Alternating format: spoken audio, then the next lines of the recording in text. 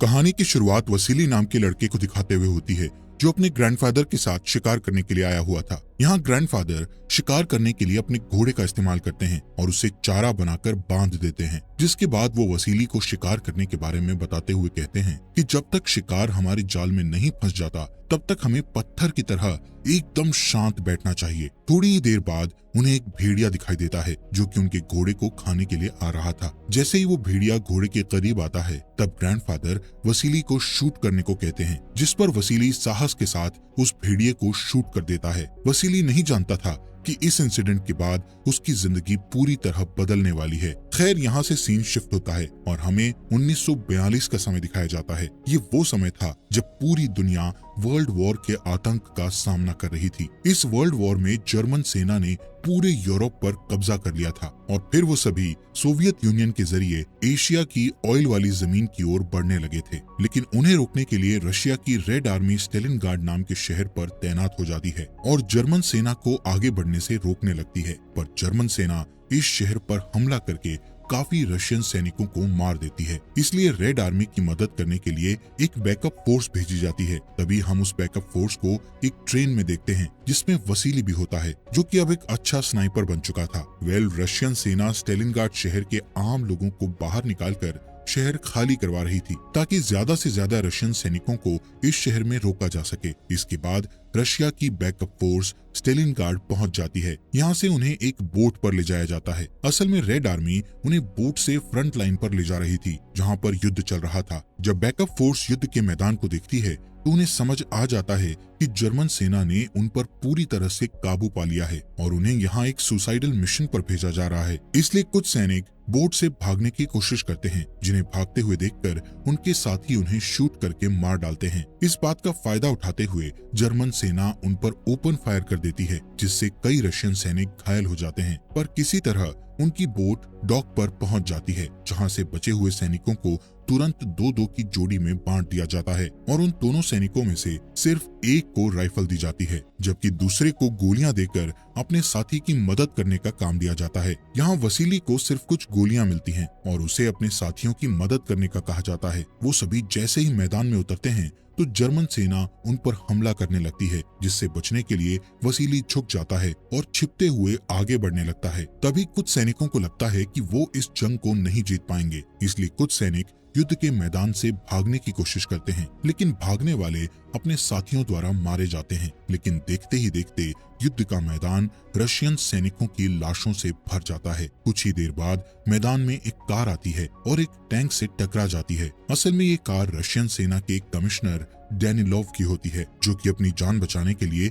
उस कार से कूद जाता है। यहाँ चारों तरफ उसके दुश्मन मौजूद थे, इसलिए वो मरने का नाटक करता है और खुद को लाशों के बीच छिपा लेता है। इसके बाद वहाँ जर्मन आते हैं और बचे हुए लोगों को मारने के लिए लाशों पर अंधाधुंध गोलियां चलाने लगते हैं। तब डेनिलोव अपनी सांस रोक लेता है और किसी तरह अपने दुश्मनों से बच जाता है। जैसे ही जर्मन उससे थोड़ा दूर जाते हैं तब डेनिलोव अपने मरे हुए सैनिकों की राइफल उठा लेता है और जर्मन सैनिकों पर निशाना लगाने लगता है। दूसरी तरफ हम वसीली को देखते हैं, जो कि डेनिलोव की तरह मरने का नाटक कर रहा होता है और जब उसे अपने पास की राइफल के गायब होने का एहसास होता है तो वो डेनिलोव के करीब आता है। यहाँ डेनिलोव देखता है कि राइफल में गोलियां नहीं है। तब वसीली कमिश्नर को अपने हिस्से की गोलियां सौंप देता है और उसे बताता है कि जब यहाँ कोई ब्लास्ट होगा तभी तुम्हें गोलियां चलानी होगी, जिससे वो लोग हमारी लोकेशन का पता नहीं लगा सकेंगे। अब क्योंकि डेनिलोव के पास राइफल चलाने की स्किल्स नहीं थी, इसलिए वो उस राइफल को वसीली के हाथ में सौंप देता है। इसके बाद वहाँ एक और कार आती है,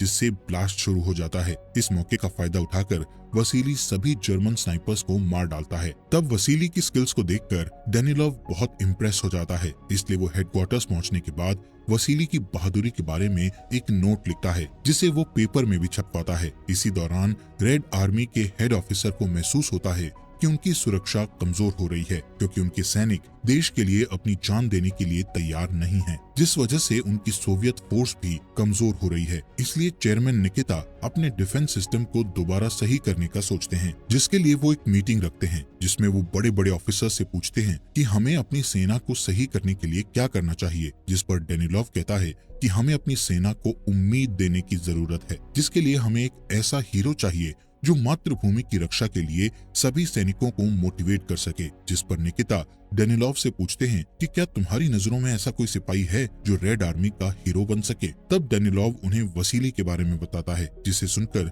निकिता बहुत इम्प्रेस हो जाता है और उसकी स्टोरी को सभी न्यूज़पेपर्स में छापने को कहता है। जिसके बाद वसीली की स्किल को देखते हुए उसे स्नाइपर डिवीजन में ट्रांसफर कर दिया जाता है। साथ ही उसकी कहानी पूरे देश में फैल जाती है, जिससे वो काफी फेमस हो जाता है। तब उसे रशियन सेना का आइकन मान लिया जाता है और जब भी कोई लड़का सेना में भर्ती होता है तो वो वसीली की तरह बनने का सपना देखने लगता है। इसी तरह समय बीतता जाता है और वसीली धीरे धीरे जर्मन्स को मारने लगता है, जिससे जर्मन्स युद्ध हारने लगते हैं। इसलिए वो वसीली को मारने के लिए मेजर कॉनिक को बुलाते हैं, जो कि जर्मन सेना का फेमस स्नाइपर होता है। दूसरी ओर हम वसीली को एक मिशन पर देखते हैं, जहां उसकी मुलाकात साचा नाम के एक लड़के से होती है। साचा वसीली को बताता है कि वो उसका बहुत बड़ा फैन है और उसी की तरह बनना चाहता है। साथ ही वो वसीली को अपने घर पर इनवाइट करता है, जिसके लिए वसीली मान जाता है और उसके घर चला जाता है, जहां उसकी मुलाकात साचा की माँ मिसेस फिलिपोव से होती है। तभी वहां डेनिलोव आ जाता है, जो वसीली को उसके फैंस के लेटर देते हुए कहता है कि तुम्हें अपने फैंस को जवाब देना चाहिए। इसलिए वसीली अपने फैंस को जवाब देने के लिए लेटर्स लिखने लगता है। कुछ देर के बाद वहां तानिया नाम की लड़की आती है, जो कि एक सैनिक है और मिसेस फिलिपोव उसके लिए एक फैमिली की तरह है। यहाँ वसीली तानिया को बताता है कि मैंने स्टेलिनग्राड जाते समय तुम्हें ट्रेन में देखा था, जिस पर तानिया कहती है कि मैंने तुम्हें पहले कहीं नहीं देखा, लेकिन पेपर में तुम्हारी न्यूज पढ़ी है, इसीलिए मैं तुम्हें पहचानती हूँ। यहाँ डेनिलोव और वसीली दोनों को ही तानिया बहुत पसंद आती है और वो उसमें इंटरेस्ट लेने लगते हैं। तभी डेनिलोव को पता चलता है कि तानिया को जर्मन भाषा आती है, इसीलिए वो उसे हेडक्वार्टर में जॉब दे देता है ताकि वो जर्मन कोड को समझ सके और उनकी मदद कर सके। लेकिन तानिया इस काम को करना नहीं चाहती थी। तब डेनिलोव उसे बताते हैं कि तुम ये जॉब करके बहुत सारे सैनिकों की जान बचा सकती हो, इसीलिए तानिया उसकी बात मान जाती है। अगले दिन वसीली को पुरानी डिपार्टमेंट स्टोर में तैनात किया जाता है, क्योंकि वहाँ एक जर्मन स्नाइपर उनकी सेना के लिए परेशानी खड़ी कर रहा था। जब वसीली वहाँ पहुँचता है तो उसे खिड़की के पास एक शेडो दिखाई देती है। तब वो उस पर शूट करके उस स्नाइपर को मार डालता है। यहाँ एक बार फिर वसीली की स्किल्स देखकर उसके साथी इम्प्रेस हो जाते हैं। इसके बाद वसीली अपने एक साथी के साथ उस मरे हुए स्नाइपर का टैग लेने के लिए जाता है और अपने दूसरे सैनिक से उन्हें कवर करने को कहता है। तभी अचानक से एक जर्मन स्नाइपर वसीली के दूसरे सैनिक को शूट करके मार डालता है, जिससे वसीली समझ जाता है कि उसने जिस शैडो पर गोली चलाई थी वो कोई स्नाइपर नहीं था, बल्कि जर्मन स्नाइपर ने उन्हें अपने जाल में फंसाने के लिए एक चाल चली थी। असल में ये जर्मन स्नाइपर कॉनिक था, जिसे अभी अभी वसीली को मारने के लिए लाया गया था। इसी बीच जर्मन सेना के प्लेन बिल्डिंग्स पर बॉम्ब गिराने लगते हैं, जिससे वसीली का साथी बहुत डर जाता है और वहां से भागने का सोचता है। तब वसीली उसे शांत करने की कोशिश करता है, लेकिन वो उसकी बात नहीं सुनता और वहां से भाग जाता है, जिससे कॉनिक उसे देख लेता है और गोली मारकर उसे मौत के घाट उतार देता है। जिसके बाद कॉनिक वहां से निकल जाता है, जहां उसकी मुलाकात साचा से होती है, जिससे कॉनिक अपने जूते साफ करवाता है।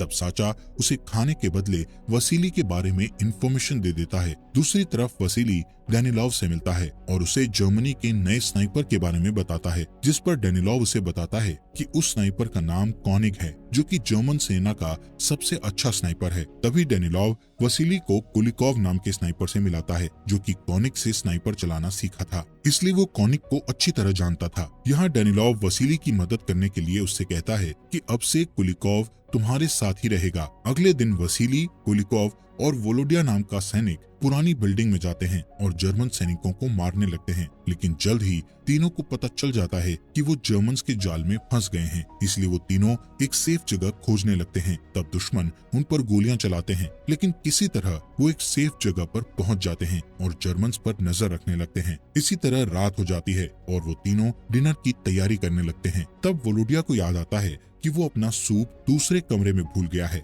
इसलिए वो सूप लेने के लिए भागता है, जिस दौरान वहाँ जर्मन्स आ जाते हैं और वोलोडिया को पकड़कर अपने साथ ले जाते हैं। यहाँ जर्मन्स उससे वसीली के ठिकाने के बारे में पूछते हैं, जिस पर वो कुछ भी बताने से इनकार कर देता है, जिससे जर्मन्स उसे अपनी यूनिफॉर्म पहनाकर बाहर भेज देते हैं। यहाँ वोलोडिया की यूनिफॉर्म देखकर कुलिकोव को लगता है कि वो एक जर्मन सैनिक है, इसलिए कुलिकोव उसे शूट करके मार डालता है, जिससे जर्मन्स को उनकी लोकेशन का पता चल जाता है। तब कुलिकोव जर्मन्स की लोकेशन का पता लगाने के लिए एक हेलमेट को खिड़की पर उठाता है, जिसे देखकर जर्मन्स उस पर शूट कर देते हैं, जिससे उन्हें भी जर्मन्स की लोकेशन का पता चल जाता है। इसके बाद वसीली और कुलिकोव अपनी लोकेशन बदल लेते हैं, जिसके बारे में कॉनिक को पता चल जाता है। तब कॉनिक मौका देखकर कुलिकोव को शूट कर देता है, जिससे वो मारा जाता है। यहाँ कई सैनिकों के मरने के बावजूद भी निकिता डेनिलोव पर कॉनिक को मारने का दबाव डालता है। इसके अलावा तान्या डेनिलोव को वापस आर्मी में ट्रांसफर करने के लिए कहती है, क्योंकि वो हेडक्वार्टर में जॉब नहीं करना चाहती थी।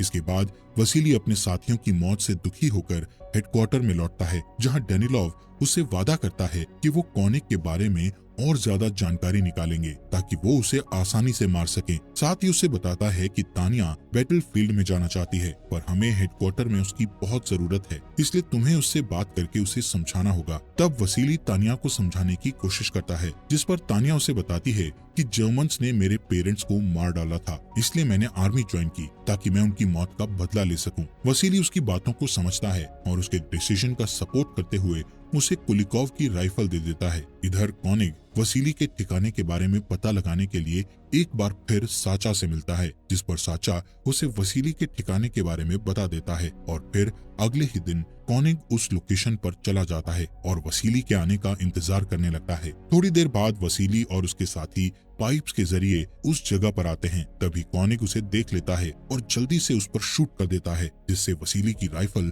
नीचे गिर जाती है और उसका एक साथी घायल हो जाता है। यहाँ वसीली जल्दी से एक चट्टान के पीछे छिप जाता है और अपने साथी को वापस हेडक्वार्टर लौटने को कहता है। तब वसीली का साथी हेडक्वार्टर पहुंचकर तान्या और डेनिलोव को सारी बातें बताता है, इसलिए तान्या बिना सोचे समझे वसीली को बचाने निकल जाती है। यहाँ वसीली लगातार चाकू और रस्सी की मदद से अपनी राइफल को खींचने की कोशिश करता है, लेकिन कॉनिक उसे राइफल खींचने का कोई भी मौका नहीं देता। तभी जर्मन सेना के प्लेन वहाँ बॉम्ब गिराकर चले जाते हैं, जिससे पूरी बिल्डिंग हिल जाती है और हर जगह कांच के टुकड़े बिखर जाते हैं, जिससे कॉनिक को एक कांच के टुकड़े में वसीली क्लियर दिखाई देने लगता है। इसी दौरान तान्या भी वहां आ जाती है। तब वसीली उसे अपने पास आने से मना करता है, जिसके बाद वसीली भी उस कांच की मदद से कॉनिक को देखने लगता है। इसीलिए वो तान्या को इशारा करके उसके बारे में बताता है और फिर उसे कांच के टुकड़े की मदद से लाइट रिफ्लेक्ट करने को कहता है, जिस पर तान्या एक कांच के टुकड़े से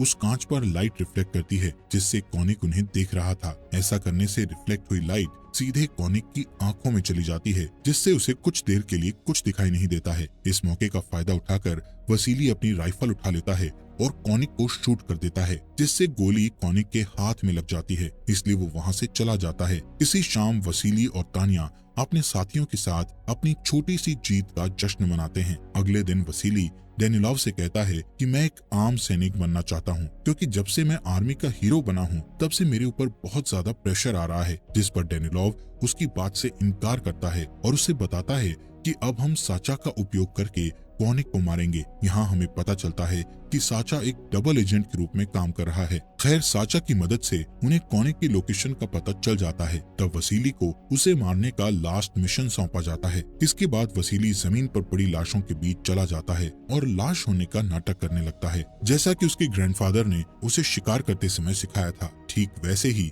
वो कॉनिक को मारने के लिए छिपकर उसका इंतजार करता है और अपने बचपन का वो दिन याद करता है जिस दिन वो अपने ग्रैंडफादर के साथ शिकार करने के लिए गया था। लेकिन कई घंटों तक कॉनिक वहां नहीं आता और इंतजार करते करते वसीली की आंख लग जाती है। तब एक जर्मन सैनिक वहां आता है, जो कि वसीली का स्नाइपर लॉग उठाकर अपने साथ ले जाता है। फिर वो सैनिक अपने कमांडर को वो स्नाइपर लॉग दिखाता है, जिससे उन्हें लगता है कि वसीली मर चुका है, इसलिए वो कॉनिक को वापस घर जाने को कहते हैं। लेकिन कॉनिक को 100% यकीन था कि वसीली अभी जिंदा है। इधर जर्मन हेडक्वार्टर लाउडस्पीकर के माध्यम से वसीली की मौत की अनाउंसमेंट करता है, जिससे सभी सैनिक बहुत खुश हो जाते हैं। इस बीच कॉनिक वसीली को पकड़ने के लिए साचा को अपनी अगली लोकेशन के बारे में बताता है, क्योंकि वो जानता था कि साचा एक डबल एजेंट है, इसलिए वो रशियंस को उसकी लोकेशन के बारे में जरूर बताएगा। खैर, वसीली जब काफी समय तक हेडक्वार्टर में नहीं आता है तो डेनिलोव को भी विश्वास हो जाता है कि वसीली मर चुका है, इसलिए वो पेपर में उसकी मौत के बारे में लिखना शुरू कर देता है।